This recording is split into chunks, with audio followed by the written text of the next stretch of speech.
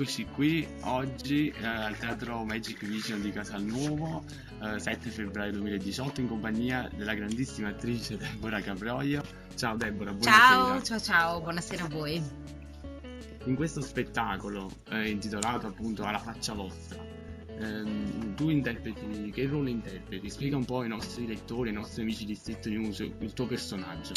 Il mio ruolo è quello di Angela, la moglie di questo ricco scrittore che viene chiamata, lei sta in Francia con l'amante, viene chiamata dalla governante per appunto perché viene informata del decesso del marito e lei si ritrova appunto in questa casa insieme agli altri parenti, quindi al genero che sarebbe interpretato da Gianfranco Iannuzzo, Lucio Sesto.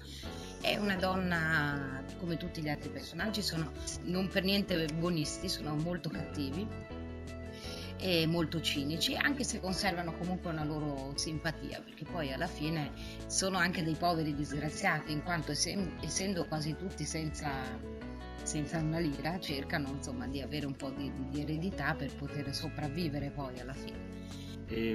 Come si è trovata a lavorare con Gianfranco Iannuzzo? Com'è il rapporto tra di voi? È il quarto anno che lavoriamo insieme e devo dire è un compagno di lavoro straordinario. Veramente ormai siamo la coppia di fatto del teatro italiano, quindi abbiamo già fatto insieme una commedia che era Lei ricca lo sposo l'ammazzo, sempre una commedia comica molto carina, molto divertente. Questo quarto anno dove ci troviamo benissimo, oramai siamo un gruppo molto rodato perché gli altri attori che lavorano con noi, una parte aveva già lavorato nella precedente commedia, con altri ci conosciamo, anzi li vorrei nominare, sono appunto Antonella Piccolo che è il ruolo della governante, poi abbiamo Roberto D'Alessandro il ruolo del banchiere interessato anche lui al denaro, e poi abbiamo Antonio Rampino nel ruolo del dottore, Antonio Fulfaro che è il becchino, Paola Lavini che è la figlia e la regia di Patrick Rossi Gastaldi. E invece per quanto riguarda la tua carriera, che appunto a grande pubblico sei conosciuta per il grande ruolo che hai avuto in Paprika, vestito con Tinto Brass nel 1991. Da allora poi è esplosa la tua carriera cinematografica e teatrale, per poi arrivare a quella televisiva anche sotto un certo aspetto, perché dal 2003 al 2006 hai co-condotto la storica Buona Domenica di Maurizio Costanzo. Che ricordo hai di quest'ultima esperienza? Diciamo che io all'interno di questo grande contenitore che durava parecchie ore avevo una rubrica e mi divertivo, seppur per breve tempo, a giocare a fare insomma la conduttrice, che peraltro non è il mio mestiere.